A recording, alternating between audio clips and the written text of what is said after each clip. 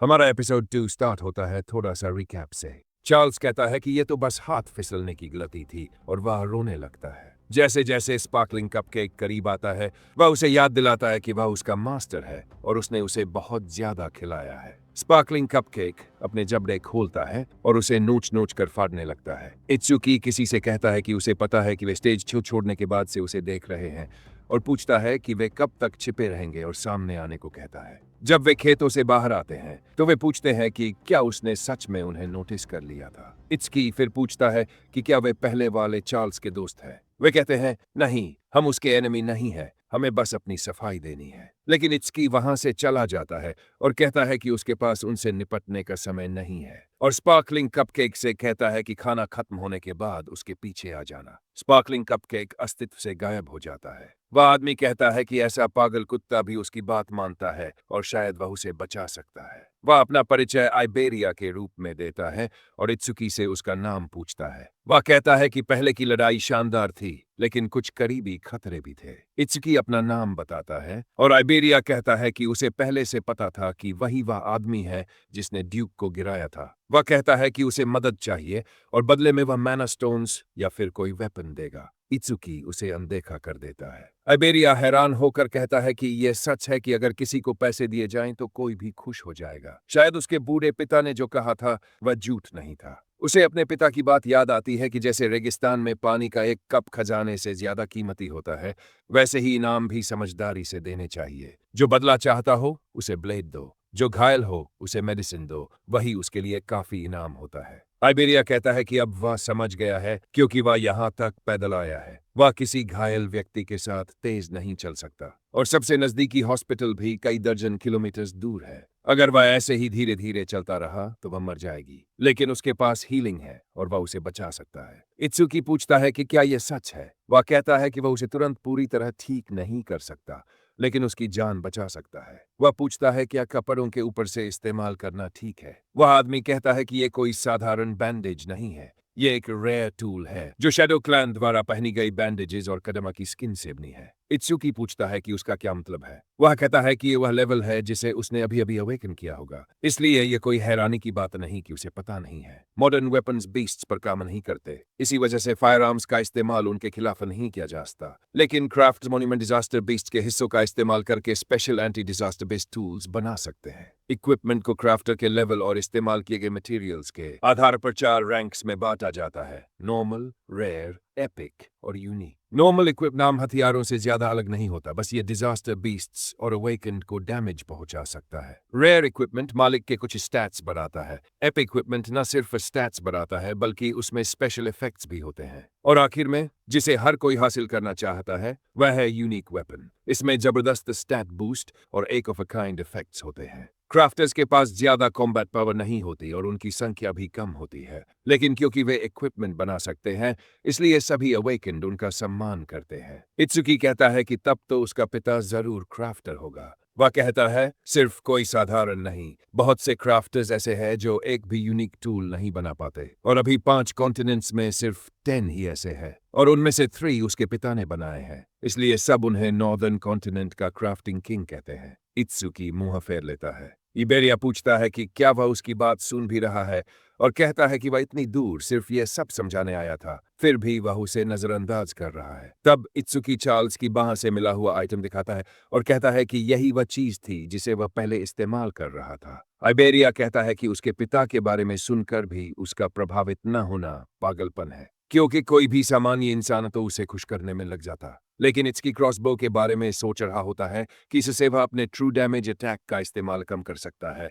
और अपनी चालू जागर होने का खतरा घटा सकता है। इबिलिया बताता है कि यह असल में एक इत्सुकी कहता है कि अफसोस की बात है कि उसके पास इसके लिए कोई बोल्ट्स नहीं है। आइबिलिया कहता है कि ऐसे प्रोजेक्टाइल वेपन्स साधारण एमो को टूल एम्यूनिशन में बदल सकते हैं, इसलिए एरोज की चिंता करने की जरूरत नहीं है। वह गायब हो जाता है और कहता है कि यह टूल्स की एक और खासियत है। जब यह किसी ओनर से लिंक हो जाता है तो यह स्टोर हो जाता है और जब चाहे तब इसे समन किया जा सकता है। इत्सुकी कहता है कि यह काफी कन्वीनियंट है और ए को हील करने के लिए उसका धन्यवाद करता है। वह कहता है कि अगर उसे किसी भी तरह की मदद चाहिए तो बता देना। यहाँ का काम खत्म होने के बाद उसे राय को ढूंढने जाना है। आइबेरिया कहता है कि उसे लगा था शायद उसने पहले नाम गलत सुना हो, क्योंकि राय से पंगा लेना सच में हिम्मत की बात है। इत्सुकी पूछता है कि क्या वह उसे मना करने की कोशिश कर रहा है। वह कहता है, नहीं, इसका मतलब बस यह है कि हमारा टारगेट एक ही है। इत्सुकी पूछता है कि क्या उसने उसे भी नाराज कर दिया है। आइबेरिया कहता है, नहीं, मैं बस चाहता हूं कि तुम सेवियर अलायंस नेशनल टूर्नामेंट के प्रिलिमिनरीज के लिए मेरे साथ टीम अप करो,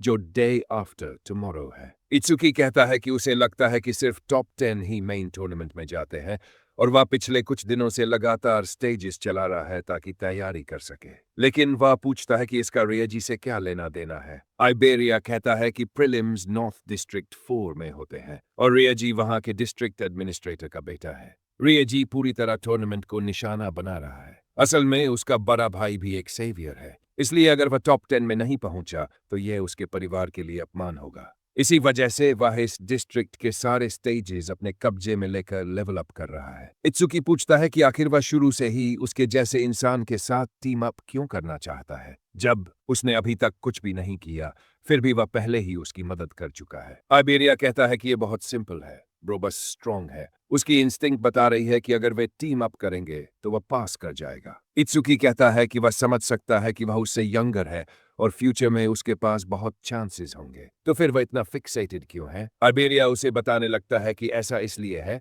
क्योंकि जब से वह छोटा था उसने अपने ओल्ड मैन को इक्विपमेंट बनाते हुए देखा है, और हर कंप्लीटेड पीस एक परफेक्ट वर्क ऑफ आर्ट जैसा होता था। उसके डैड के लिए उसकी एडमिरेशन बस बढ़ती ही गई, इसलिए उसने हमेशा सपना देखा कि एक दिन वह अवेकेंड बनेगा और अपने पिता द्वारा बनाए गए इक्विपमेंट से डिजास्टर बीस्ट से लड़ेगा। लेकिन एक मंथ पहले अवेकन होने के बाद उसने अपने पिता से उसके लिए कुछ बनाने को कहा, मगर उसके पिता ने कहा कि अभी बहुत अर्ली है, उसके इक्विपमेंट सिर्फ सेवियर्स ही इस्तेमाल कर सकते हैं। वह लगातार उनसे रिक्वेस्ट करता रहा और आखिरकार उन्होंने एक कंडीशन रखी कि अगर वो प्रीलिम्स पास कर ले तो वे उसे एक पीस देंगे। यह सच है। आइबेरिया कहता है कि इसी वजह से उसे इस ईयर के प्रिलिमिनरीज हर हाल में जीतने हैं। इत्सुकी कहता है कि इतना अमेजिंग फादर होने पर तो लोग उसके साथ टीम अप करने के लिए लाइन में खड़े होंगे, और उसके जैसे लेवल 0 के साथ टीम अप करने की कोई जरूरत नहीं है। आइबेरिया कहता है कि उसके पिता ने भी ही सोचा था, इसलिए जाने से पहले उन्होंने उससे कहा कि उसे खुद ही लोगों को ढूंढना होगा और सिर्फ अपने नाम पर रिलाई नहीं करना होगा। वह उसे अपना इक्विपमेंट नहीं देंगे।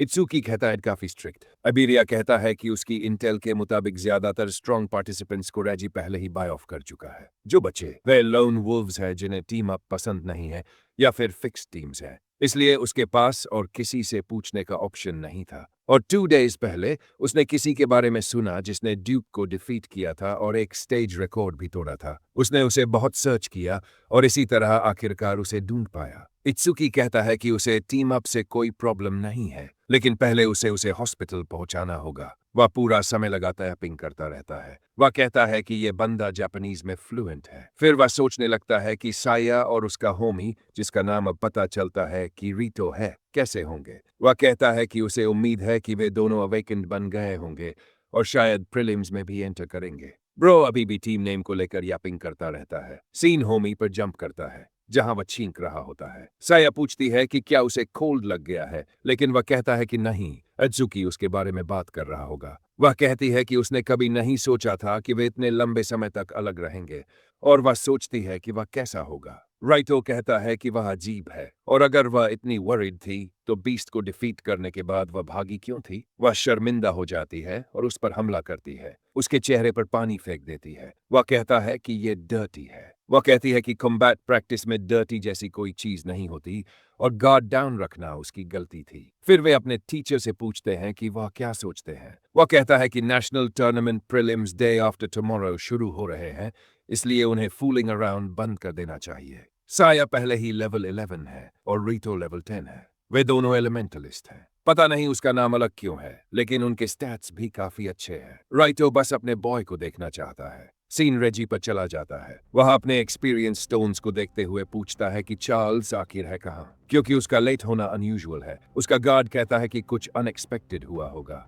वह कहता है कि उसके आसपास सिर्फ इनकॉम्पिटेंट लोग ही हैं। गार्ड कहता है कि उन्हें सबॉर्डिनेट्स को उसे ढूंढने भेजना चाहिए, लेकिन आरी कहता है कि फॉरगेट इट, प्रिलिमिनरीज उसकी टॉप प्रायोरिटी है। अगर वह हार गया तो उसे कन्फाइनमेंट रूम में बंद कर दिया जाएगा और वह ऐसा नहीं चाहता। फिर वह कुछ और पूछता है। गार्ड बताता है कि 3000 पार्टिसिपेंट्स में से 800 से ज्यादा को कोऑपरेट करने के लिए परसुएड कर लिया गया है और वे सभी लेवल 5 या उससे ऊपर है। अरी कहता है कि उसे पता था कि वही अकेला है जिस पर वह रिलाई कर सकता है। गार्ड उसे बताता है कि यह लास्ट स्टोन है। जैसे ही वह इसे यूज करता है, वह कहता है कि कॉमनर्स को क्रश कर दो, ये उसे ज्यादा देन इनफ है। अब वह लेवल 12 पर पहुंच चुका है। उसकी जॉब एलिमेंटलिस्ट है, स्पेसिफिकली लाइटनिंग। कुछ समय बाद अत्सुकी को हॉस्पिटल के अंदर दिखाया जाता है। वह नेंटो से माफी मांगता है कि उसने आहा को इतने बड़े ओर्डील से गुजारा। वह सोचता है कि क्या करना चाहिए है। कहता है कि अगर वह चाहे तो राय को डिस्पोज कर सकता है, लेकिन इत्सुकी कहता है कि वह खुद हैंडल करेगा। नेंटो कहता है कि वह सुनेगा और डिटेल्स जानना चाहता है। आइबेरिया कहता है कि अब जब उसे पता चल गया है कि उसका टीचर कौन था, तो वह समझ गया कि उसके फादर का नाम सुनकर इत्सुकी ने कोई रिएक्शन क्यों नहीं दिया, और वह लोकी उसका ऑटोग्राफ भी चाहता है।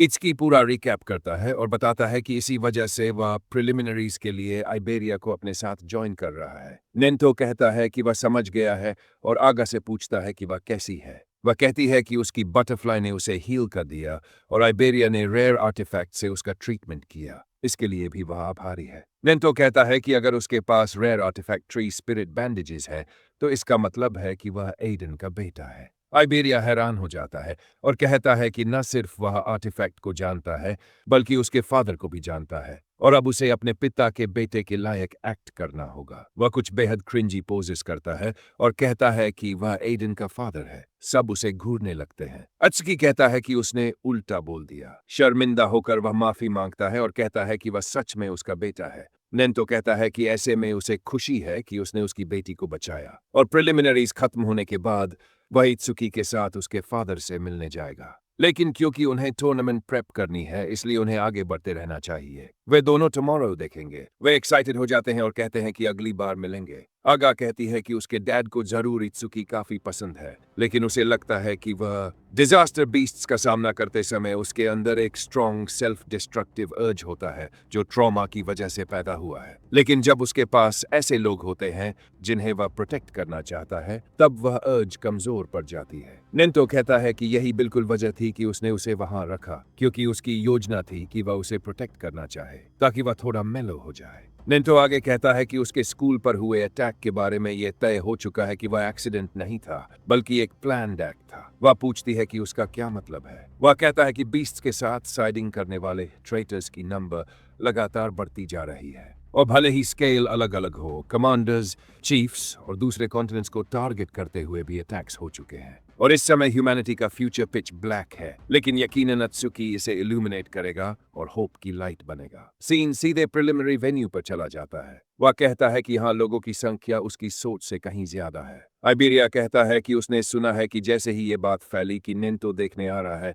जो लोग पार्टिसिपेट नहीं कर रहे थे, उन्होंने अचानक अपना मन बदल लिया। इसी वजह से पार्टिसिपेंट्स की संख्या 3000 से बढ़कर 5000 हो गई। रे भी वहां मौजूद है और कहता है कि वह ओल्ड गेजर उनके लिए एक वेरिएबल बना रहा है। उसका गार्ड कहता है कि निश्चिंत रहिए, लेकिन रे कहता है कि उसे नहीं पता वह क्या कह रहा है, क्योंकि आखिरी वक्त में बहुत सारे नो नेम्स शामिल हो गए हैं। साया और आरटीओ भी वहां होते हैं। वे लोगों की बाहों पर बांधी रेड बैंडानास को देखकर पूछते हैं कि वे इतने अनफैशन्ड क्यों हैं, और सोचते हैं कि क्या उन्हें भी पहननी चाहिए। आखिरकार होस्ट दिखाई देता है जिसका नाम साओ है। वह कहता है कि वह रूल्स एक्सप्लेन करेगा। अब प्रिलिमिनरीज को 2 एरियाज में डिवाइड किया गया है, आउटर और इनर। प्रिलिमिनरीज के फर्स्ट स्टेज में आप आउटर एरिया के 4 कार्डिनल डायरेक्शन से स्टार्ट करेंगे और इनर तक पहुंचने में लगे टाइम के आधार पर compete करेंगे। जैसे ही आप इनर एरिया में एंटर करेंगे, आपकी रैंकिंग आपके रिस्ट बैंड पर रिकॉर्ड हो जाएगी और सिर्फ टॉप 300 ही नेक्स्ट स्टेज में एडवांस करेंगे।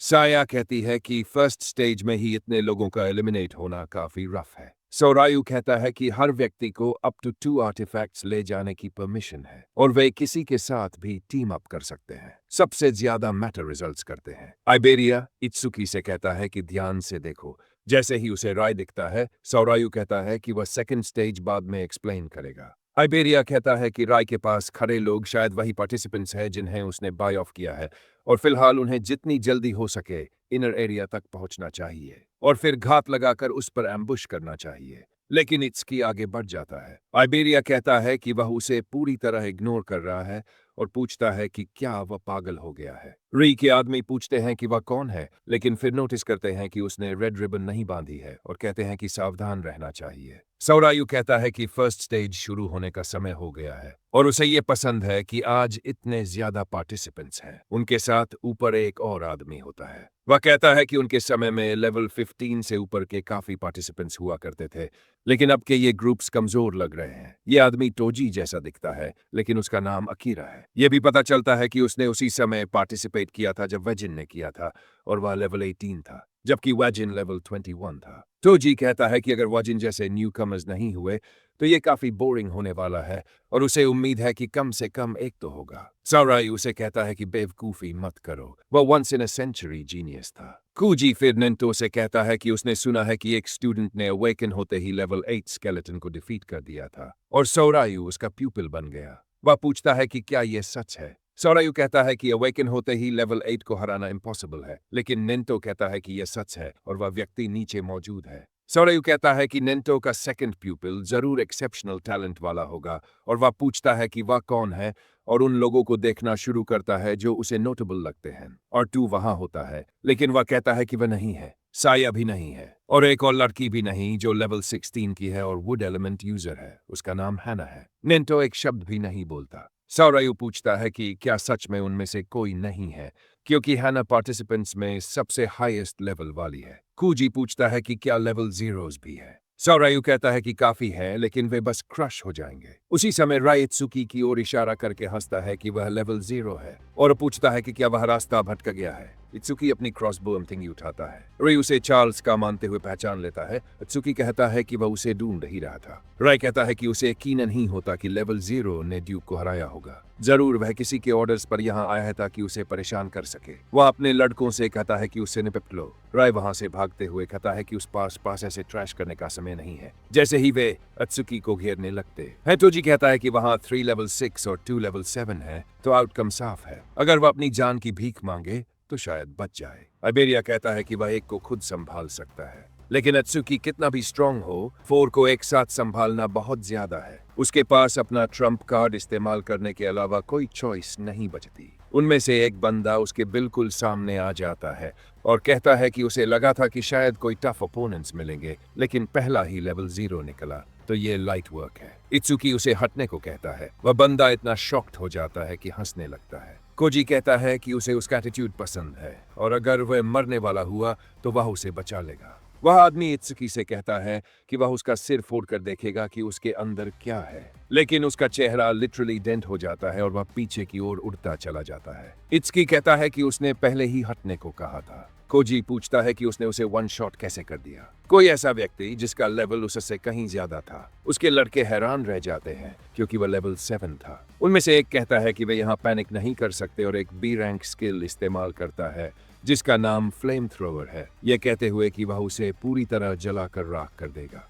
जैसे ही वह हमला सीधा इत्सुकी की ओर उड़ता है। आइबेरिया कहता है कि यह इतना तेज है कि उसके पास आर्टिफैक्ट इस्तेमाल करने का समय तक नहीं है। जब अटैक इरप्ट होने लगता है तो उसके लड़के कहते हैं कि लेवल 0 के खिलाफ यह ओवरकिल है। वह कहता है कि प्रीलिम्स के दौरान डेथ्स होना आम बात है और अगर किसी को ब्लेम करना है तो उसे खुद को ही करना चाहिए, लेकिन उनमें से एक कहता है कि कुछ अजीब है। जैसे ही वे देखते हैं कि फ्लेम्स डिस्पर्स हो रही है, आइबेरिया पूछता है कि क्या हो रहा है। वह कहता है कि वाइड एरिया फ्लेम अटैक को ब्लॉक करना इम्प्रेसिव है, लेकिन इत्सुकी उससे दूर रहने को कहता है। लेकिन हम पहले से जानते हैं कि उसकी ब्लैक आइस स्किल फायर से जुड़ी किसी भी चीज के खिलाफ काम करती है जो कम से कम बी रैंक या उससे नीचे की हो। हम देखते हैं कि उसकी डिफेंस बढ़ जाती है। इत्सुकी कहता है कि उसे डिफेंस स्किल के बढ़ने वाले पैसिव इफेक्ट को वेरीफाई करना था। उसके आदमियों में से एक पूछता है कि क्या वह आइस वाली चीज उसकी स्किल है, लेकिन कहता है कि वहां कोई वाटर एलिमेंट यूजर नहीं नहीं है तो वह इसे कैसे इस्तेमाल कर सकता है।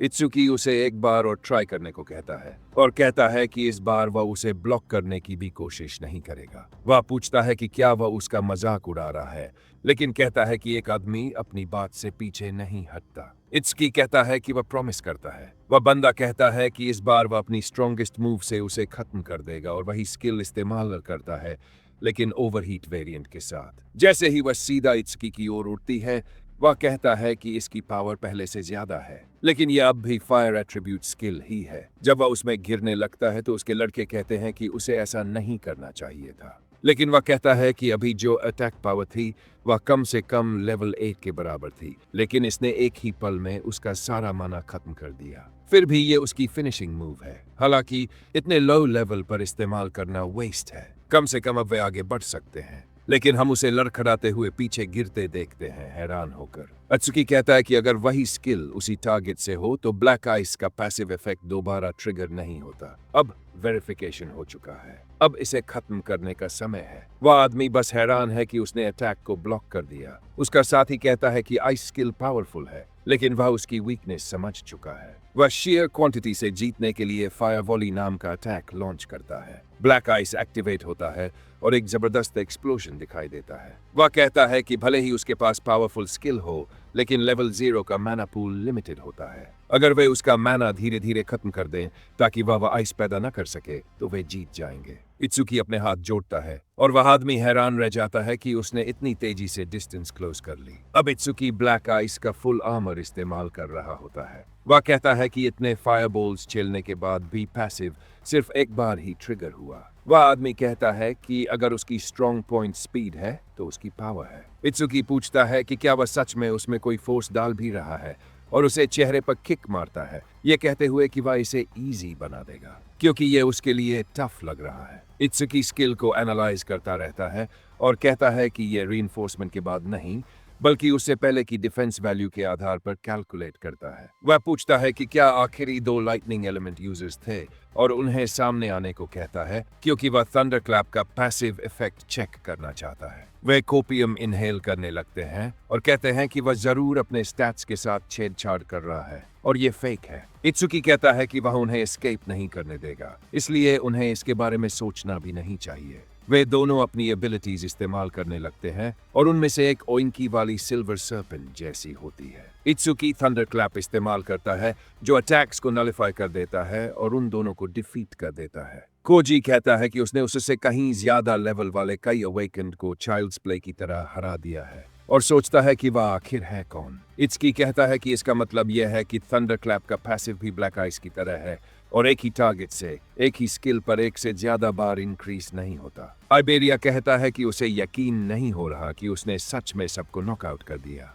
उसने सोचा था कि यह एक टफ फाइट होगी, लेकिन उसने कभी इमेजिन नहीं किया था कि वह इतना स्ट्रांग होगा। फिर वह पूछता है कि वह किस तरह की एबिलिटीज इस्तेमाल कर रहा है, ओरिजिनल फ्लेम थ्रोअर से शुरू करके। वह आदमी कहता है कि वह लेवल 0 हो ही नहीं सकता और पूछता है कि वह आखिर है कौन। आइबेरिया कहता है कि अगर वह सच में जानना चाहता है तो वह बता देगा। अत्सुकी पूछता है कि उसका क्या मतलब है। आइबेरिया कहता है कि वे डबल ई है और उसे ये नाम याद रखना चाहिए क्योंकि एक दिन ये पूरे कॉन्टिनेंट में जाना जाएगा। इत्सुकी उसे खींचकर ले जाता है और कहता है कि वह क्रिंज था, लेकिन आइबेरिया कहता है कि उन्हें प्रमोशन करते रहना चाहिए। यहाँ तक कि जिसने उन पर अटैक किया था वह भी कहता है कि यह वाकई में लेम था। सीन वापस रेजी पर जाता है। वह कहता है कि लेवल 0 इस वक्त जरूर पक रहा होगा, लेकिन वह क्रॉसबो निश्चित रूप से चार्ल्स का है, इसलिए उसे बाद में इसकी जांच करनी होगी। और इस एरिया में सेवियर के अलावा कोई चार्ल्स को पकड़ नहीं सकता। कोई उसके पास से उड़ता हुआ गुजर जाता है। वह आदमी कहता है कि बाकी लोगों के उलट वह स्पीड में स्पेशलाइज करता है,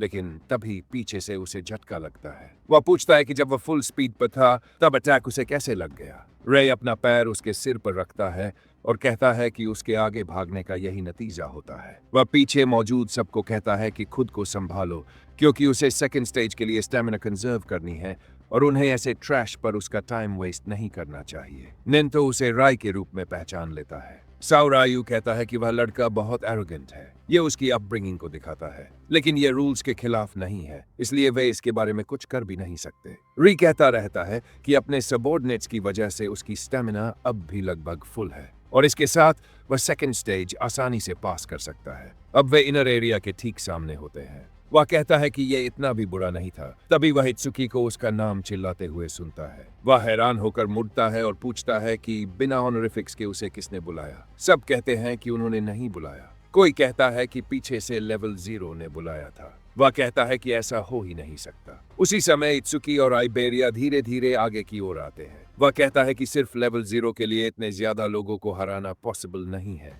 जरूर उसने उन्हें बाय ऑफ किया होगा। ये उसे गाली देते हुए पूछता है कि वह आखिर कितनी दूर तक उसका पीछा करेगा, उसे याद दिलाते हुए कि वह लेवल 0 ट्रैश है। इत्सुकी उससे कहता है कि जब तक ये मामला सेटल नहीं हो जाता वह यहीं रहेगा। आइबेरिया कहता है कि उसे तो लिटरली यहाँ तक कैरी करके लाया गया है। जब भी वे किसी से मिले वह तुरंत इत्सुकी द्वारा टेक आउट कर दिया गया। लेकिन री उससे कहता है कि उसके पास उसके साथ खेलने का टाइम नहीं है। हालांकि उसने कुछ प्लेमेट्स तैयार किए हैं और सबको कहते हुए आदेश देता है कि उसके पीछे पड़ जाओ। वे इस बात पर हंसने लगते हैं कि वह लेवल 0 है और आइबेरिया उन्हें गिनने की कोशिश करता है, लेकिन कहता है कि गिनने के लिए बहुत ज्यादा लोग हैं और पूछता है कि अब क्या किया जाए। इत्सुकी उससे कहता है कि अपने सिर को पकड़ कर रखना और वह उसकी हुड पकड़ लेता है। वह उन सब के ऊपर से जंप करता है और रेज के कॉलर के पीछे पकड़कर उसे उसके ही ग्रुप में पीछे की ओर फेंक देता है। जब आइबेरिया को इनर एरिया की ओर फेंका जाता है तो वह कहता है कि शायद उसकी पहले वाली बात समझ में नहीं आई,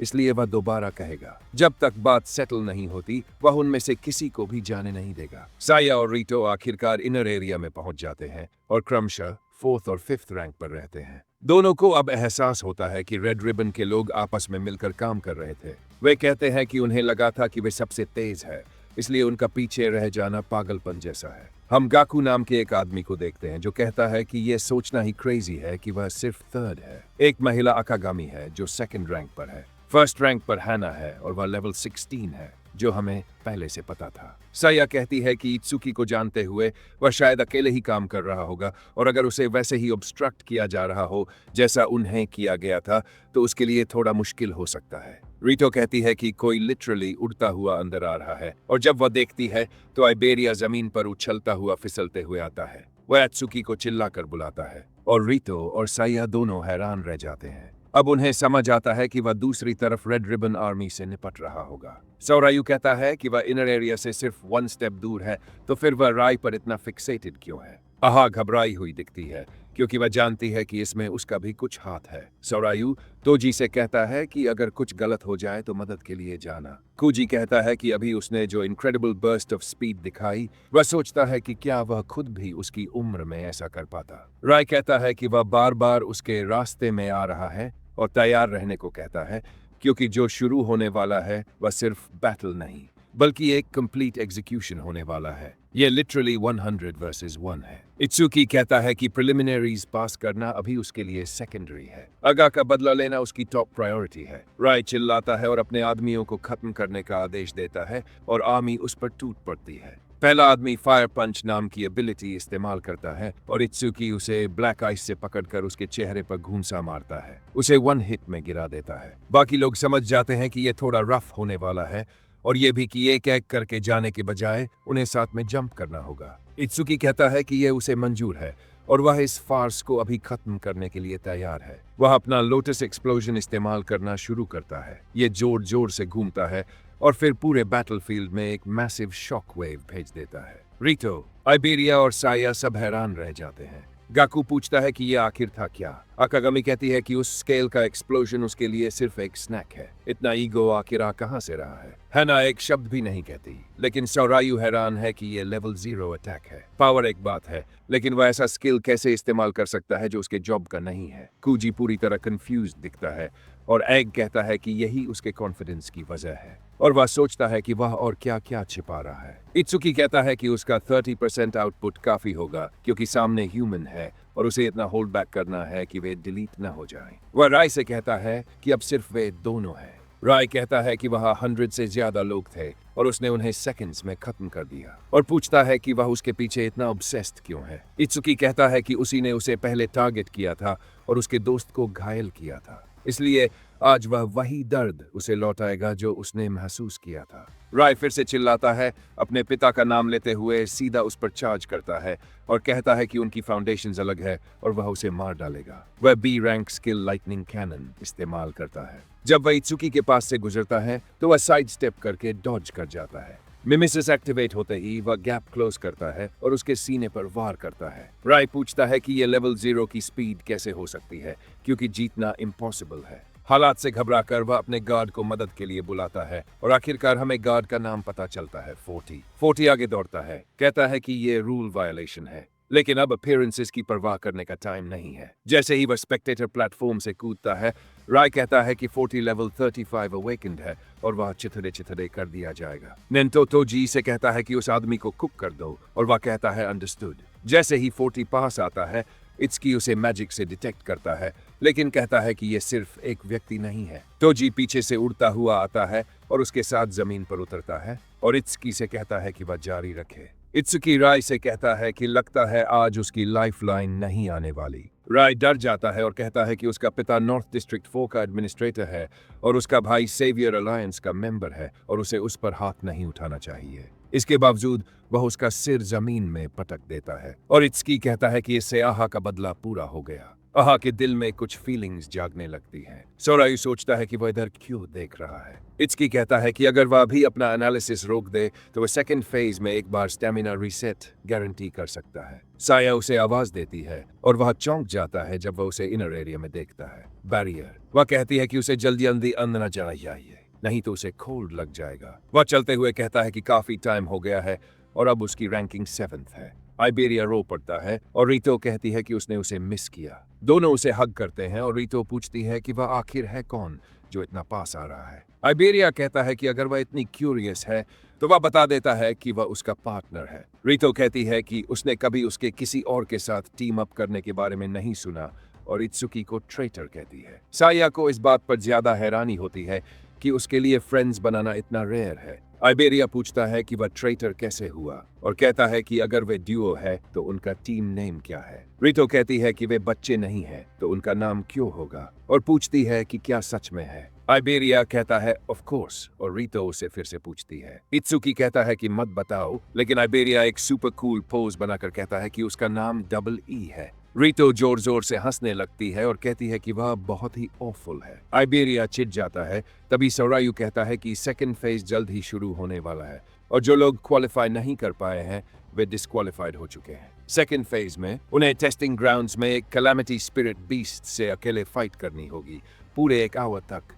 वे सेकंड फेज के लिए एक्साइटेड है और तोजी कहता है कि वह भी इसका इंतजार कर रहा था और देखना चाहता है कि वे सब किस चीज के बने हैं। जब वे अंदर जाते हैं, साया कहती है कि ये जगह बहुत ह्यूज है। मैं ये बताना भूल गया था कि वहाँ 500 पार्टिसिपेंट्स है और वह सिर्फ 7th रैंक पर आया है अपने एरिया में। शायद इसके बाद का कुछ हिस्सा कट हो गया था। एनीवेज, आइबेरिया कहता है कि यहाँ कितना ग्लूमी है, जबकि रीतो पूछती है कि क्या उसका लेवल सच में 0 पर फिक्स है। इत्सुकी कहता है और रीतो कहती है कि अगर ऐसा है तो वह स्ट्रॉन्गर कैसे हो रहा है जब उसके स्टैट्स बढ़ ही नहीं सकते। आइबेरिया कहता है कि वह भी क्यूरियस है, लेकिन इत्सुकी कहता है कि उसके टीचर ने उसे किसी को न बताने के लिए कहा है। साया बीच में बोलती है और कहती है कि order breaker skills national secret level की होती है, इसलिए उसे यूं ही किसी को नहीं बताना चाहिए। सोरायु चलते हुए आता है और सबसे पूछता है कि क्या वे रेडी है। आइबेरिया हैरान दिखता है और सब नेंतो और तोजी के बारे में बात करने लगते हैं। कहते हैं कि ये लेजेंड्स की गैदरिंग है। अपेरेंटली तोजी एक बहुत बताना है कि वह सेकंड स्टेज के रूल्स एक्सप्लेन करेगा।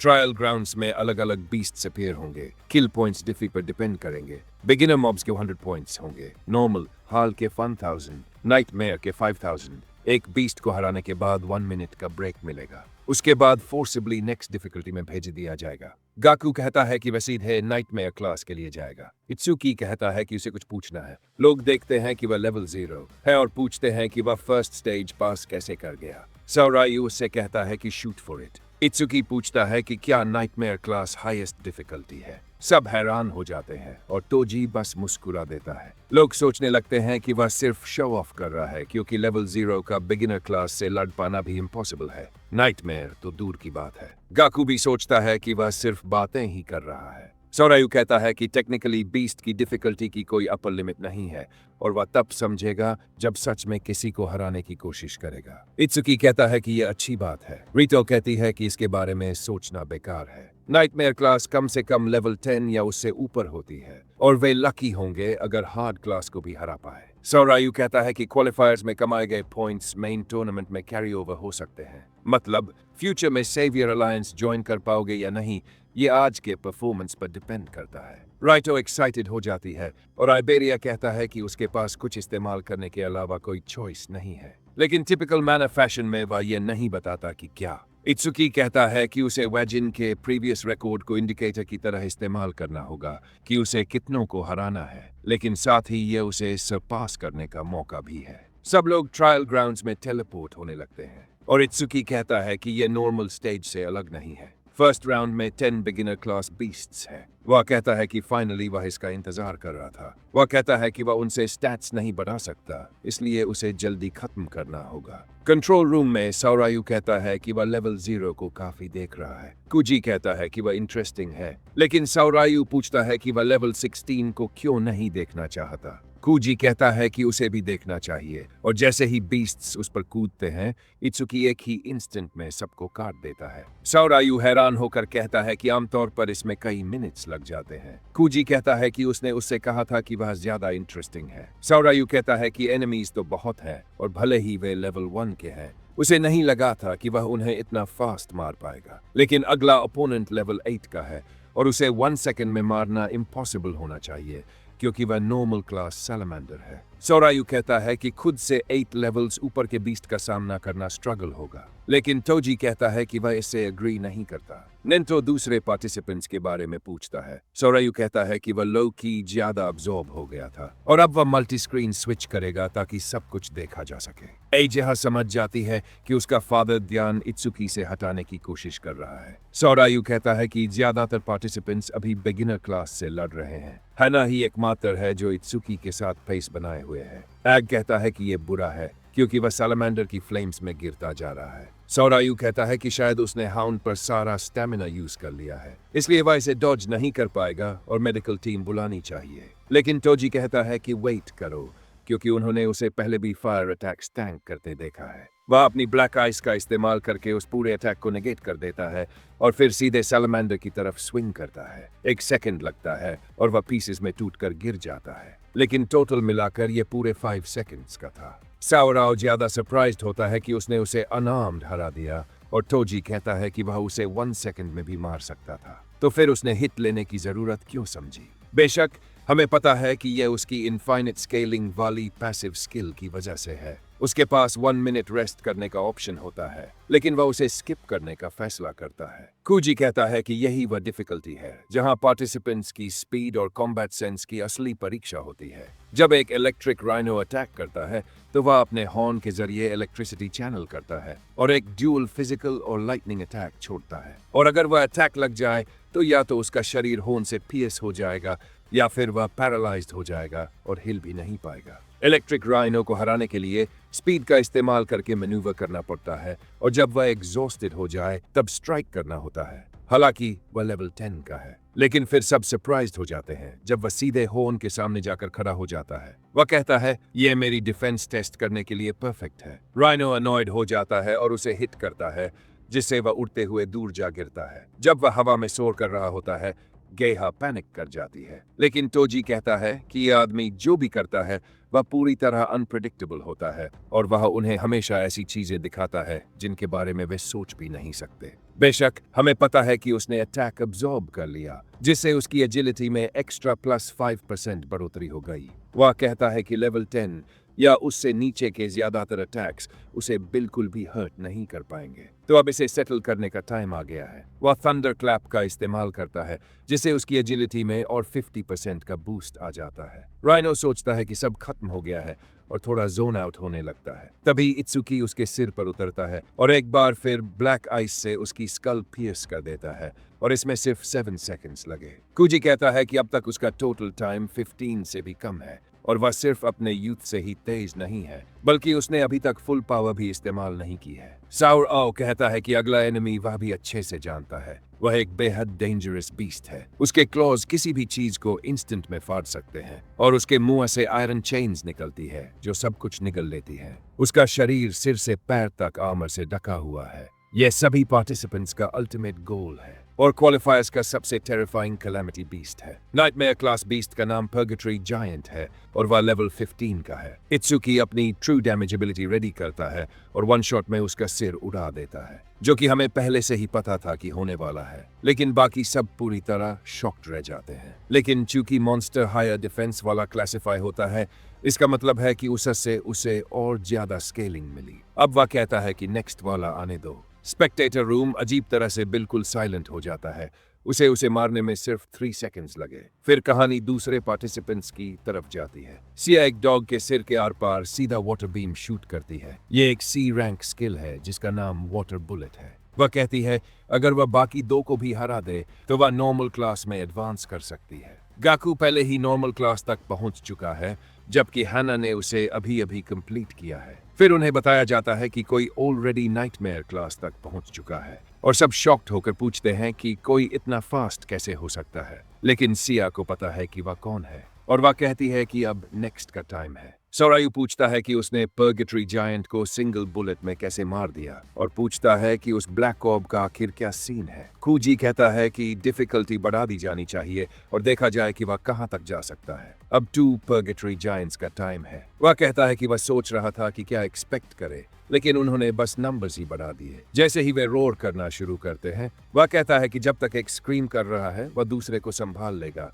और वह उसके सिर को क्लीन उड़ा देता है। बेशक इससे उसे और स्टैट्स मिलते हैं। सौरायू पूछता है कि क्या इसके इस्तेमाल की कोई लिमिट नहीं है। कुजी कहता है कि यह एक पावरफुल स्किल है, लेकिन इसमें एक फेटल फ्लॉ है। जैसे ही पर्गेटरी जायंट डिस्टेंस क्लोज करता है, वह कहता है कि यह अब तक देखी गई किसी भी चीज से तेज है। कुजी एक्सप्लेन करता है कि उनके ह्यूज बॉडीज की वजह से लोग उन्हें स्लो समझ लेते हैं, लेकिन असल में ऐसा नहीं है। सौरायू कहता है कि पॉइंट पर आओ। जैसे ही वह एक और शॉट रेडी करता है, अटैक जायंट के सिर की तरफ उड़ता है। कुजी कहता है कि रेशियल ट्रेट की वजह से उनके पास मैजिक पावर नहीं होती, लेकिन बदले में बाकी सारे स्टैट्स मैसिवली एनहांस्ड होते हैं। इसलिए इतने बड़े शरीर के बावजूद यह असल में स्पीड टाइप है। जैसे ही वह अटैक डॉज करता है, इत्सुकी सरप्राइज्ड हो जाता है। कुजी कहता है कि यह सच है कि ब्लैक ऑर्ब मैसिव डैमेज करता है, लेकिन उसकी फ्लाइट स्पीड तेज नहीं है। उसने बैटल से पहले जायंट की स्क्रीम करने की हैबिट का इस्तेमाल करके सरप्राइज अटैक किया था और उसका कॉम्बैट सेंस वाकई बहुत अच्छा है। लेकिन अगर वो उस ऑर्ब की फ्लाइट स्पीड नहीं बढ़ा पाया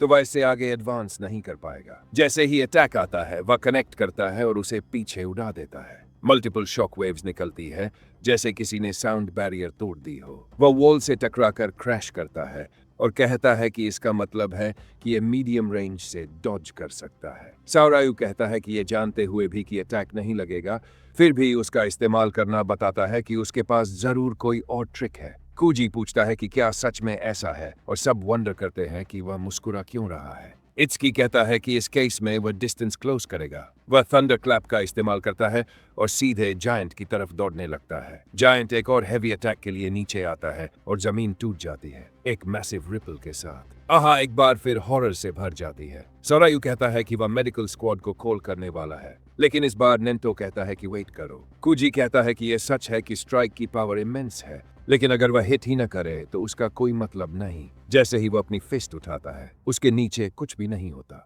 इत्सुकी उसे बुलाता है और जैसे ही पर्गेटरी जायंट अपना सिर घुमाता है, उसका सिर भी उड़ जाता है, क्योंकि वह एक और ट्रू डैमेज अटैक सीधे उसके डोम पर फायर करता है। बेशक इससे वह एक बार फिर लेवल अप कर लेता है। उसे मारने में कुल 12 सेकंड्स लगे। आहा कहती है कि उसे इतने हीटेड होते देखना रेयर है। सौरायू सोचता है कि वह किस बारे में बात कर रही है और नेंटो भी उसकी तरफ देखता है। वह एम्बैरेस्ड होने लगती है। वह नॉनचलेंटली बात को टालने की कोशिश करती है, लेकिन बार बार उसकी तारीफ करके खुद को और गहरे गड्ढे में डाल लेती है। वह कहता है कि पिछली बार मिलने के बाद से वह काफी टॉकेटिव हो गई है और नेंटो बस उसे घूरता रहता है। सौरायू तोजी से पूछता है कि उसे कैसे पता था कि इत्सुकी अटैक डॉज कर लेगा। वह कहता है कि उसकी स्पीड पर्गेटरी जायंट से बहुत अलग नहीं है, लेकिन जब इलेक्ट्रिसिटी उसके शरीर से गुजरती है तो उसकी स्पीड बहुत ज्यादा बढ़ जाती है। एक बार ऐसा हो जाए तो जायंट का अटैक उसे हिट ही नहीं कर सकता। सोरायु कहता है कि उसने 2 को डिफीट करने में सफलता पा ली है, लेकिन कुछ मोमेंट्स काफी डेंजरस थे।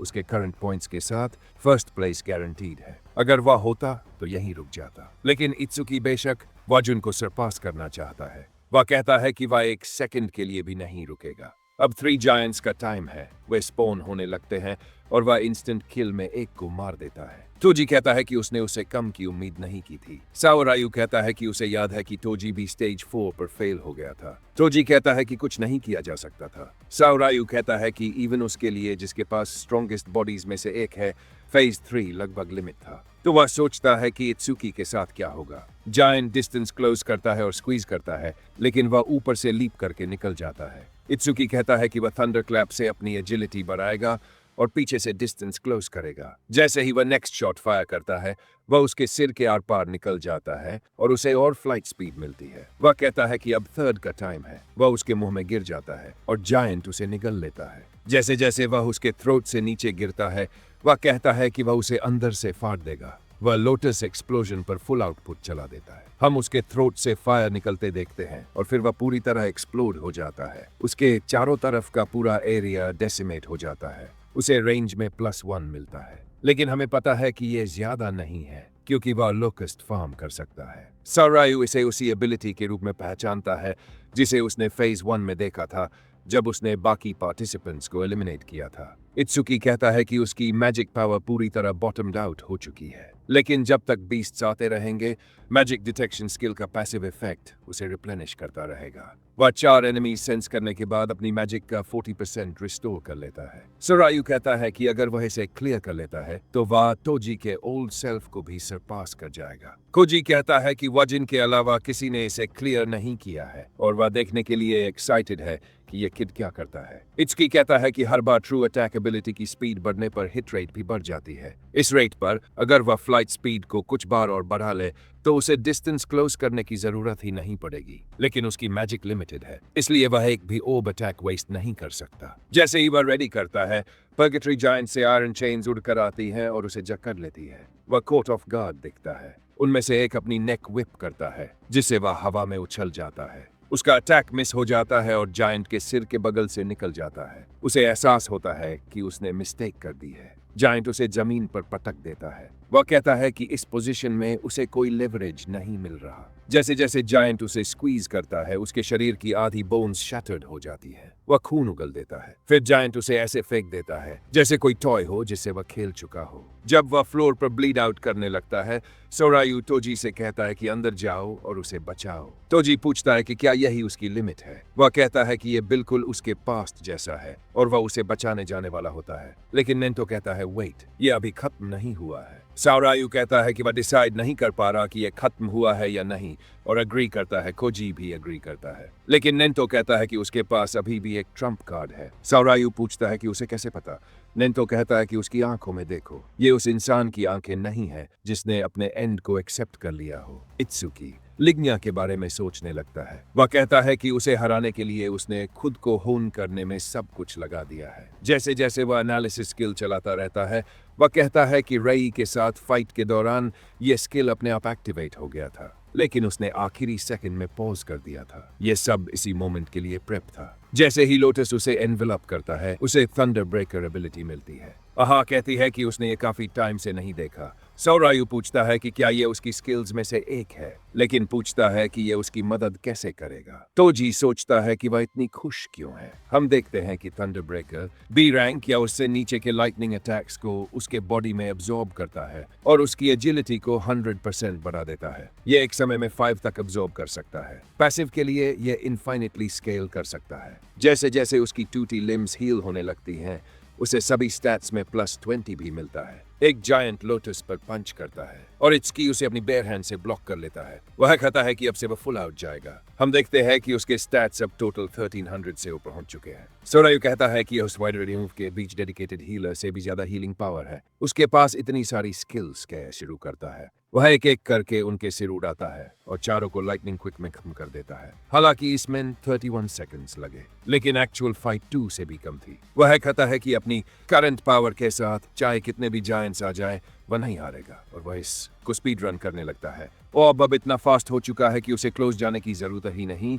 वह उसे रेल गन की तरह शूट करता है और जब चाहे उन्हें डिलीट कर देता है। आसानी से स्टेज 5 क्लियर कर लेता है और स्टेज स्पीचलेस हो जाते हैं। वे कहते हैं कि यह जगह हेल जैसी है और अब वे सोचने लगे हैं कि असली मॉन्स्टर कौन है। वह पूछता है कि नेक्स्ट फेज कहाँ है, क्योंकि जायंट काफी देर से स्पॉन होना बंद हो चुके हैं। सोरायु कहता है कि उसे वह ये मानने पर मजबूर हो जाता है कि यह सच में हो गया है और इंटरकॉम दबाकर बताता है कि अब सब खत्म हो चुका है, क्योंकि उसने उनके तैयार किए हुए हर एक जायंट को हरा दिया है। इत्सुकी कहता है कि उसे लगा था अपर डिफिकल्टी की कोई लिमिट नहीं होगी। उसे अब यह भी याद नहीं कि उसने कितनों को मारा या कितने पॉइंट्स कमाए, लेकिन चूंकि वह अपर लिमिट तक पहुंच चुका है, इसलिए उसका वैगन के साथ गैप शायद इतना बड़ा नहीं है। ऊपर से उसने अपना दूसरा गोल भी हासिल कर लिया है, क्योंकि अब उसकी स्पीड 38 मीटर पर सेकंड हो चुकी है, यानी 3800% की इंक्रीज। वह कहता है कि अब यह एवरेज कार से भी तेज है। तभी उसके पीछे कुछ घूमने लगता है और वह मुड़कर देखता है,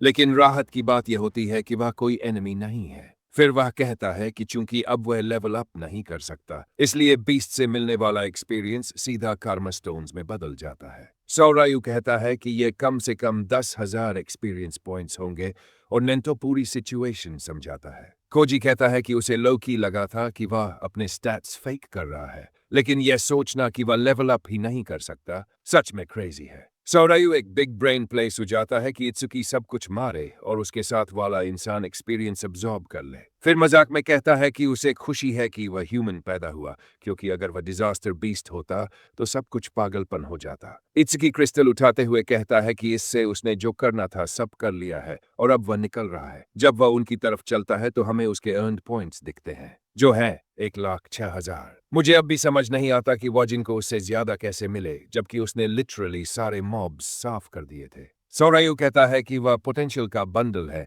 और उससे पूछता है कि क्या वह उसके साथ ज्वाइन करेगा, क्योंकि वह उसका वर्दी मेंटर बन सकता है। इत्सुकी कहता है कि वह पास करेगा, क्योंकि उसके पास पहले से एक टीचर है। सोरायु कहता है कि भले ही उसके पास टीचर हो, लेकिन कोई ऑर्डिनरी इंसान ऐसे टैलेंट को मेंटर नहीं कर सकता। कोजी कहता है कि उसने मना कर दिया है और अगर वह ज्यादा पुश करेगा तो वह उसे डिसलाइक करने लगेगा। सोरायु कहता है कि वह किसी न किसी तरह उसे कन्विंस कर ही लेगा। इत्सुकी उसे पहचान लेता है कि वही वो इंसान है जिसने 40 को हराने में मदद की थी। वह कहता है कि इसमें कुछ बड़ा नहीं था और वैसे भी वह नेंटो का स्टूडेंट है, इसलिए हेल्प करना नेचुरल था। मुझे नहीं पता सोरायु इतना सरप्राइज्ड क्यों है, शायद उन्होंने उसे बताया ही नहीं था, इसलिए वह डबल चेक करता है। नेंटो कहता है कि यह सच है और अब सब कुछ समझ में आता है। नेंटो उसके परफॉर्मेंस की तारीफ करते हुए पूछता है कि कहीं कोई इंजरी तो नहीं है और कहता है कि अगर गेहा होती तो वह हील कर सकती थी। वह लड़की कहती है कि वह नेक्स्ट स्टेज के लिए एक्साइटेड थी, लेकिन अफसोस वह कभी आया ही नहीं, और पूछती है कि क्या उसे कोई इंजरी है। इत्सुकी कहता है कि इंजरी तो नहीं है, लेकिन स्टेमिना कम हो गई है, इसलिए उसे थोड़ा रेस्ट चाहिए।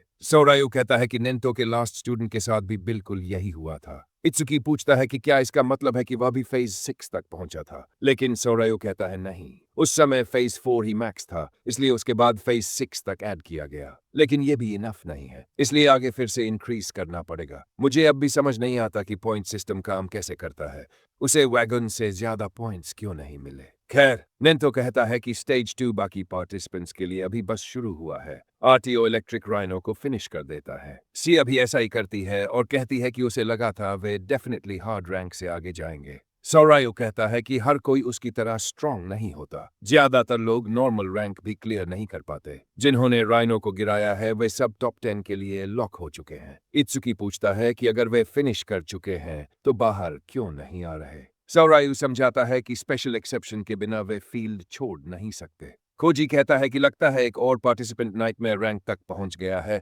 और अपने गियर के साथ गाकू कम से कम एक जायंट को हरा सकता है। अकागामी भी अपनी शाइकागामी के साथ फाइट कर रही है और फिर पता चलता है कि वह कैट असल में स्टेरॉयड गॉब्लिन है, जो खुद एक जायंट में ट्रांसफॉर्म होकर काइजू फाइट शुरू कर देता है। इत्सुकी पूछता है कि क्या सारे शाइकागामीज ऐसे फॉर्म चेंज कर सकते हैं। आगा कहती है कि यह पहली बार है जब उसने किसी को ट्रांसफॉर्म करते देखा है, क्योंकि शिकागामीज कई तरह के होते हैं और उनकी एबिलिटीज रहस्यों से भरी होती है। वह कहता है कि वह चार्ल्स से लिए हुए डॉग को लगभग भूल ही गया था, लेकिन अब से वह उसे एक्सपीरियंस पॉइंट्स खिलाएगा। अब चूंकि सिया और राइटो फिनिश कर चुके हैं तो उसे भी जाना चाहिए। लेकिन तभी उसे याद आता है कि आइबेरिया अभी भी अंदर है और कहता है कि जरूर वही आर्मर होगा जो उसके डैड ने उसे दिया था, और सच में वही होता है। ये उसके ओल्ड मैन द्वारा बनाया गया स्ट्रॉन्गेस्ट एपिक गियर है। इसे ड्रैगन गियर कहा जाता है और यह उसे हेवी स्टैट बूस्ट देता है। वह कहता है कि इस गियर की अपनी विल है और यह खुद अपना मास्टर चुनता है। इसे यूज करने लायक बनने में बहुत टाइम लगा। इक्विप करने के हर मिनट पर अटैक और एजिलिटी भी बढ़ जाते हैं, लेकिन अगर यह 15 मिनट से ज्यादा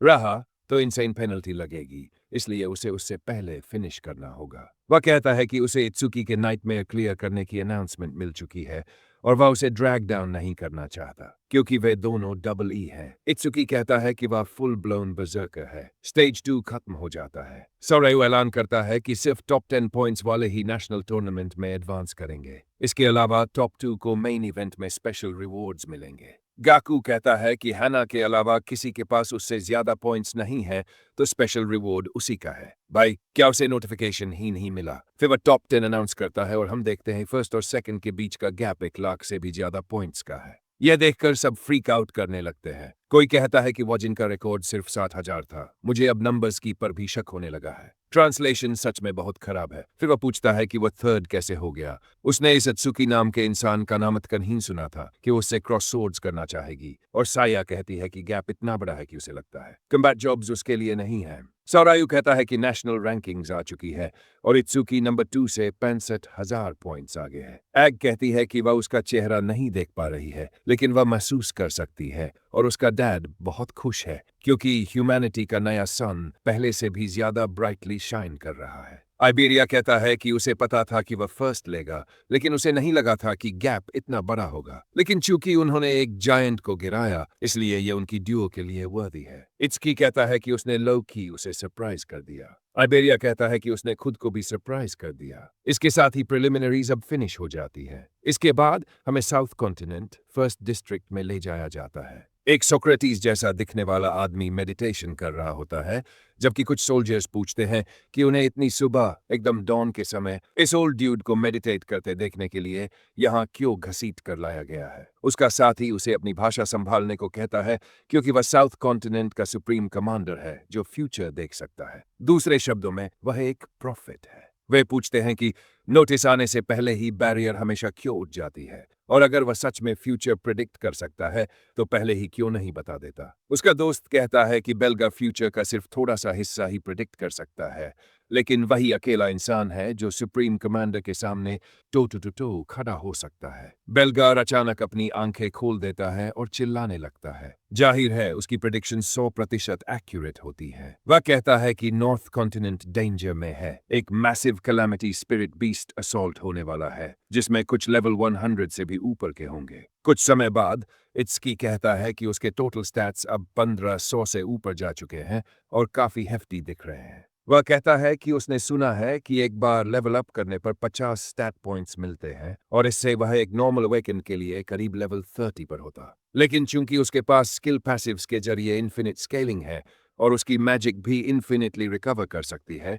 इसलिए उसका अटैक ही एक ऐसा स्टैट है जिसे बढ़ाने का कोई तरीका नहीं है। वह पूछता है कि क्या सच में कोई वे नहीं है। तभी आरटीओ चिल्लाता है कि खाना रेडी है और उसने उसकी फेवरेट चीजें बहुत बनाई है। इत्सुकी कहता है कि फिलहाल ठीक है और शायद फ्यूचर में मिमेसिस उसे ऐसा स्किल दे दे जो अटैक पावर बढ़ा सके। वहां नेंटो भी मास्क पहनकर खाना खा रहा होता है। इत्सुकी कहता है कि बहुत समय बाद उसने होम कुक्ड मील खाया है, लेकिन वह सोचता है कि आइबेरिया कहाँ है और पूछता है कि क्या वह अभी भी सो रहा है। इगी कहती है कि उसने पहले ही उसे हील कर दिया था और उसके वुंड्स ठीक हो चुके हैं, लेकिन वह इतना एग्जॉस्टेड है कि सो गया है। आर्टो कहता है कि वह इस बात से हैरान है कि नाइटमेयर क्लास को लेवल 7 का इंसान हरा पाया, जबकि वह और सिया भी ऐसा नहीं कर पाए थे। सिया सरप्राइज होकर उसे देखती है और वह पूछता है कि क्या हुआ। वह उसे पीछे देखने को कहती है। वह पूछता है कि पीछे क्या है, और जैसे ही वह देखता है उसे आइबेरिया की वेंजफुल स्पिरिट खाना मांगती हुई दिखती है। आर्टियो कहता है कि उसने उसे बुरी तरह डरा दिया और पूछता है कि वह नॉर्मली बैठ क्यों नहीं गया।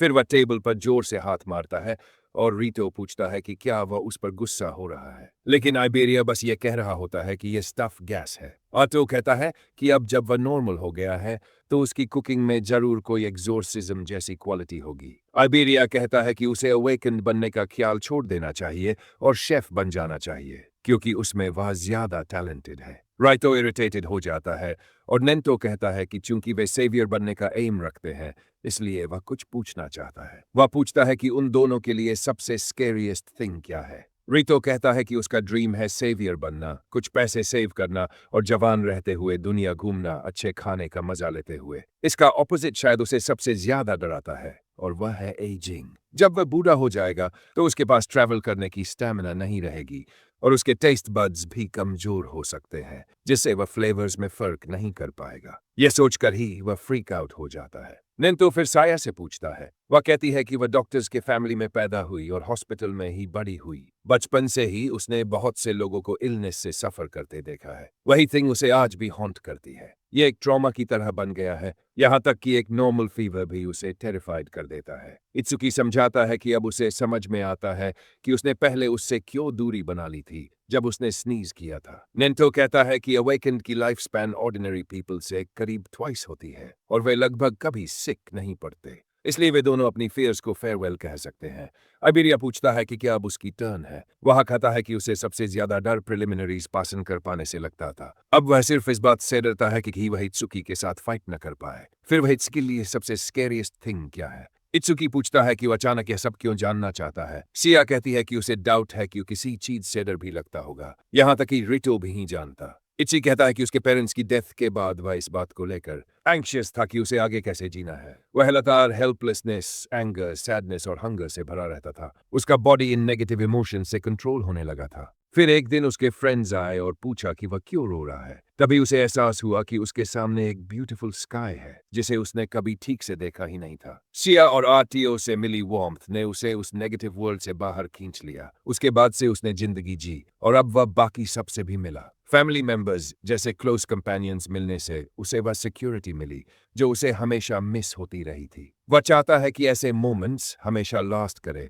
और उसे डर लगता है कि कहीं उसे फिर से अकेले न रहना पड़े। एग कहती है कि उसका करंट एटमॉस्फेयर काम और पीसफुल है और वह उस मर्डरस ओरा से बिल्कुल अलग है जो पहले उसके आसपास रहती थी। आइबेरिया उसे हग करते हुए कहता है कि वह कभी उसका साथ नहीं छोड़ेगा। इत्सुकी कहता है कि उसका मतलब वह नहीं था। नेंतो कहता है कि उसने ये सवाल इसलिए पूछा था ताकि ये कंफर्म कर सके कि कहीं वे फ्यूचर में रिग्रेट तो नहीं करेंगे। फ्यूचर में सेवियर्स का पाथ चुन लेने के बाद एक सेवियर के लिए रिग्रेट वह एक चीज है जिसे कभी अलाउ नहीं करना चाहिए और बिना रिग्रेट की डेथ हर सेवियर का गोल होता है। वह उनसे कहता है कि वे अपना खाना फिनिश करे और जल्दी रेस्ट करे क्योंकि सिया और रीटो को कल जोन 6 लौटना है। अगली सुबह सब लोग गुड बाय कह रहे होते हैं और अत्सुकी आइबेरिया से पूछता है कि वह और रीटो इतने क्लोज कब हो गए। नेंतो कहता है कि उन्हें भी वापस निकलना चाहिए। इत्सुकी कहता है कि वह साई से कुछ पूछना चाहता था लेकिन वह अगली बार पूछेगा। एग दौड़ती हुई आती है और वह सोचता है कि उसे इतनी हरी क्यों है।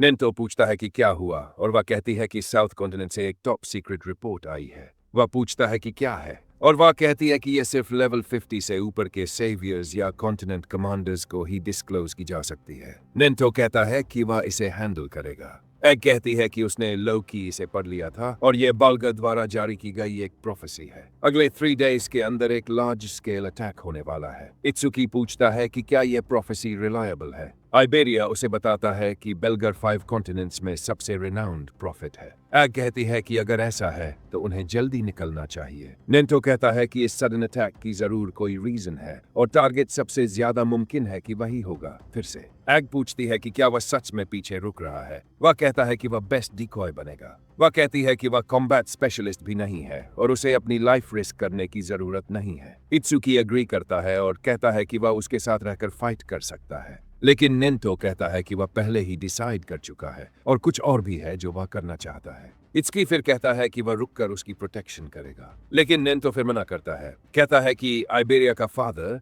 एडन 5 कॉन्टिनेंट्स का सबसे एक्सीलेंट क्राफ्टर है और अगर उसे कुछ हो गया तो बहुत बुरा होगा, इसलिए वह चाहता है कि वे दोनों वापस जाकर उसकी प्रोटेक्शन करें। आइबेरिया सरप्राइज होता है कि वह उसके डैड के लिए इतना करेगा और इत्सुकी समझ जाता है कि वह उसे डेंजर से दूर रखना चाहता है। नेंतो से कहता है कि उसके पास उसके लिए 3 रिक्वेस्ट्स हैं। फर्स्ट, अटैक की अनाउंसमेंट सभी रेजिडेंट्स तक पहुंचाई जाए और लेवल 50 से नीचे के अवेकेंड को इवैक्यूएट किया जाए। सेकंड, कॉन्टिनेंट के सभी लेवल 50 से ऊपर के अवेकेंड को नोटिफाई किया जाए और उन्हें प्रिपेयर रहने को कहा जाए। फाइनली, वाजिन को जोन 1 की प्रोटेक्शन के लिए बुलाया जाए। इस तरह सिविलियन कैजुअलिटीज की चिंता नहीं रहेगी क्योंकि वे एनिमीज को यहीं हेड ऑन फेस करेंगे। थोड़ी देर बाद एग कहती है कि उसने उसके इंस्ट्रक्शंस के अनुसार अरेंजमेंट्स कर दी है और वैगन जल्द ही अराइव करेगा। नेंटो कहता है कि उसे ट्रबल देने के लिए सॉरी और उनसे अभी लीव करने को कहता है। एग वरीड दिखती है, लेकिन नेंटो कहता है कि सब फाइन रहेगा। एडन के पास रिलायबल गार्ड्स भी है। वह कहता है कि वह स्मॉल फ्राई को डिफीट करके बॉस को जल्दी स्मोक आउट करने की कोशिश करेगा।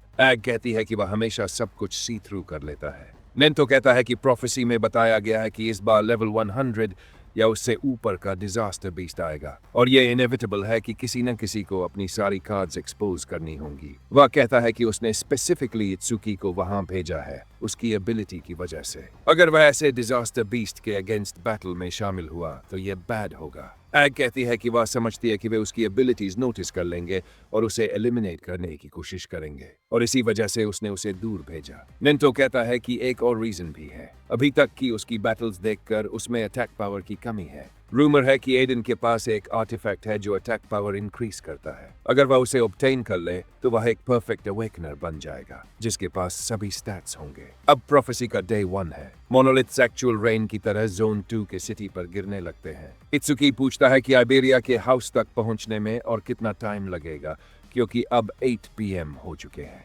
यानी प्रोफेसी स्टार्ट हो चुकी है। आइबेरिया कहता है कि करीब 100 किलोमीटर्स और हैं। इत्सुकी कहता है कि किसी भी मोमेंट कोई बीस्ट अटैक कर सकता है, इसलिए उन्हें जल्दी उसके फादर तक पहुंचना होगा। तभी आइबेरिया उसे देखने को कहता है। वे देखते हैं कि एक मॉन्यूमेंट सीधा सिटी की तरफ गिर रहा है और क्रैश हो जाता है। इत्सुकी कहता है कि इंफॉर्मेशन रिलीज हुए ज्यादा टाइम नहीं हुआ है, इसलिए सिविलियंस अभी इवैक्यूएटिंग के बीच में ही होंगे। अगर बीस्ट ऐसे बाहर आ गए तो बहुत बैड होगा। सिटी के बीच में अवेकेंड कहते हैं कि यह बहुत अर्ली आ गया। एक बैरियर फॉर्म होने लगती है। इत्सुकी रियलाइज करता है कि अगर वे यहाँ सिटीजन्स को अबैंडन कर देंगे तो मास कैजुअलिटीज होंगी, लेकिन अगर वे हेल्प करने गए तो मिशन हिंडर हो जाएगा। आइबेरिया जर्नी से टायर्ड होगा और उसने ब्रेक तक नहीं मांगा है। वह अपने फादर को लेकर बहुत वरीड होगा। अगर वह सिटीजन्स को सेव करने का सजेशन देगा तो आइबेरिया हेट करेगा, लेकिन आइबेरिया खुद पहले कहता है। वह कहता है कि बैरियर के अंदर बीस्ट्स कम से कम लेवल 20 है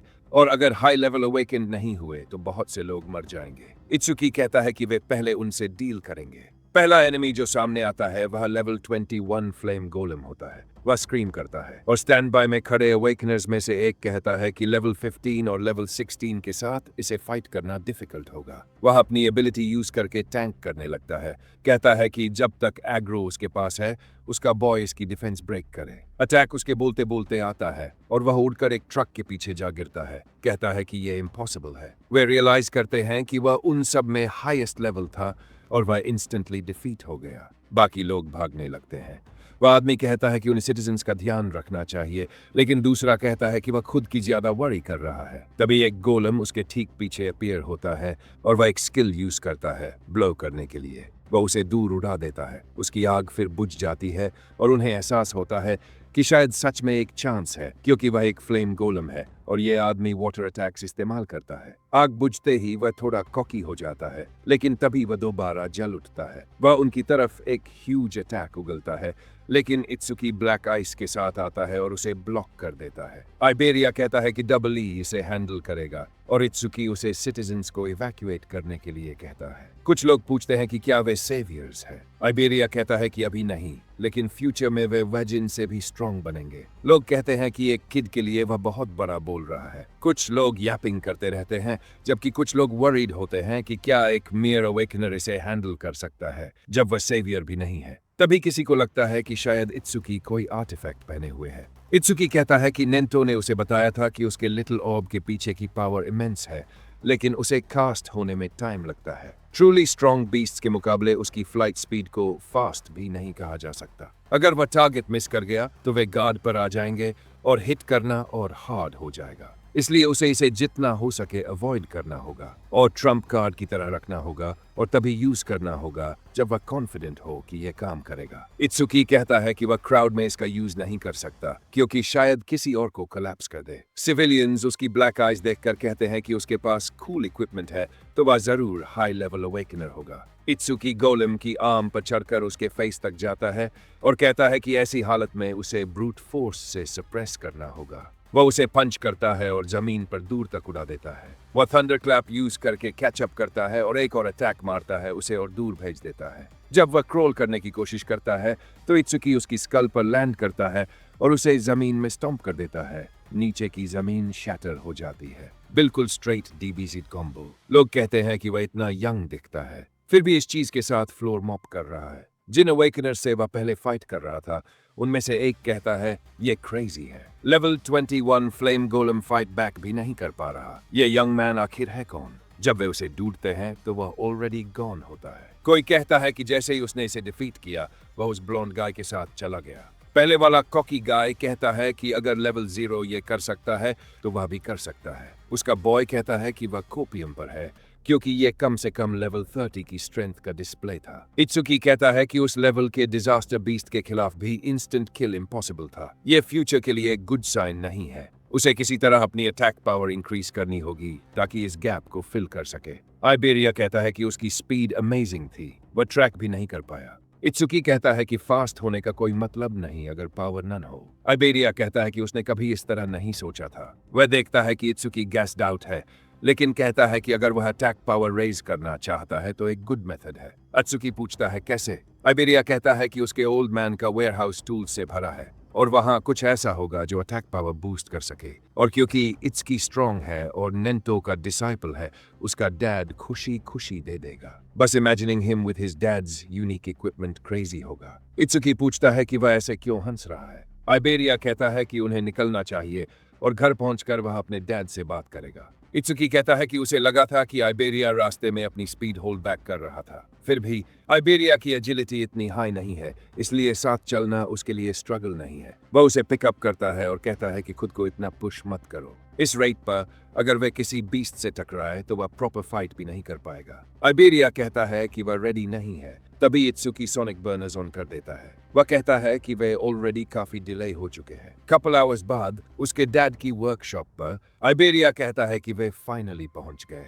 इत्सुकी पूछता है कि वे फॉरेस्ट के इतना डीप क्यों रहते हैं, टाउन ज्यादा सेफ होता। आइबेरिया कहता है कि उसके डैड हमेशा नॉइज की कंप्लेंट करते थे, लेकिन फूल मत बनो, इसकी डिफेंसेस नो जोक है और चारों तरफ टन्स ऑफ ट्रैप्स लगे हैं। इत्सुकी कहता है कि उसे दिख रहा है और वह वंडर कर रहा था कि उसे चारों तरफ मैना फ्लक्चुएशंस क्यों सेंस हो रही है। आइबेरिया कहता है कि उसके क्लोज रहना ट्रैप्स ट्रिगर नहीं होंगी। इत्सुकी कहता है कि उसके बिना भी वह अवॉइड कर सकता और उसे वेट करने को कहता है। आइबेरिया एक्साइटेड हो जाता है, कहता है कि फाइनली उसकी टर्न है लीड लेने की और तभी वह एक ट्रैप पर स्टेप कर देता है। वह कहता है कि वह भूल गया था कि यह यहाँ है। इत्सुकी पूछता है कि क्या यह सच में उसका हाउस है। आइबेरिया कहता है कि यह सबसे ट्रबलसम वाला है, फ्लक्चुएशंस और इंटेंस हो जाती है और जमीन से एक जायंट ह्यूमनॉइड गोलम उठता है जिसके टोटल स्टैट्स 1500 है। इत्सुकी सरप्राइज हो जाता है। वह पंच के लिए आता है। इत्सुकी क्विकली स्टेप अप करता है और अटैक ब्लॉक कर देता है। शॉक वेव्स पूरे फॉरेस्ट में गूंज जाती है।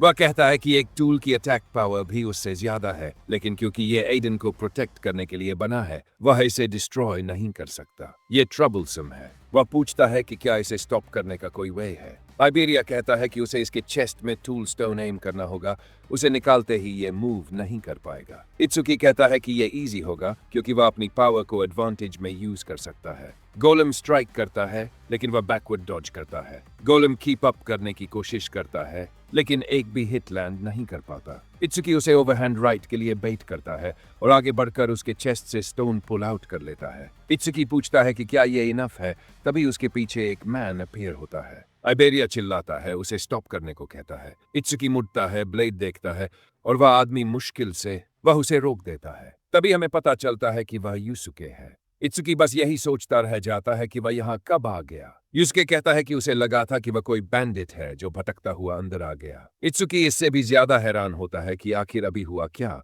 क्योंकि उसने उसकी प्रेजेंस बिल्कुल भी सेंस नहीं की थी। युसुके इबेरिया से पूछता है कि इत्सुकी कौन है और वह समझाता है कि वह उसका दोस्त है जो लेवल 0 है लेकिन बेहद स्ट्रांग है। इत्सुकी बीच में ही उसे रोकते हुए पूछता है कि उसके डैड कहाँ है। युसुके कहता है कि वह ठीक उसके पीछे ही है, लेकिन आइबेरिया को सावधान रहने के लिए कहता है क्योंकि वह बहुत बुरे मूड में है। आइबेरिया अपने डैड को बताता है कि उसने प्रिलिमिनरीज पास कर ली हैं और नाइटमेयर रैंक भी क्लियर कर लिया है, और जैसा कि उसने वादा किया था उसे एक टूल चुनने देना चाहिए। लेकिन उसका डैड उसे जोर से थप्पड़ मार देता है। आइबेरिया गुस्से में पूछता है कि यह किस लिए था। उसके डैड कहते हैं कि जो ड्रैगन गियर उसने चुराया है उसे तुरंत सौंप दे। आइबेरिया पूछता है कि इसमें क्या गलत है, उसने तो बस एक एपिक टूल उधार लिया था, उसे मारने की जरूरत नहीं थी। उसके डैड बताते हैं कि अगर वह उस गियर को ज्यादा देर तक पहने रहेगा तो कुछ इरिवर्सिबल हो जाएगा, और अगर उसने परमिशन के बिना उसे दोबारा इस्तेमाल किया तो वह उसे आसानी से नहीं छोड़ेंगे। आइबेरिया वह गियर जमीन पर गिरा देता है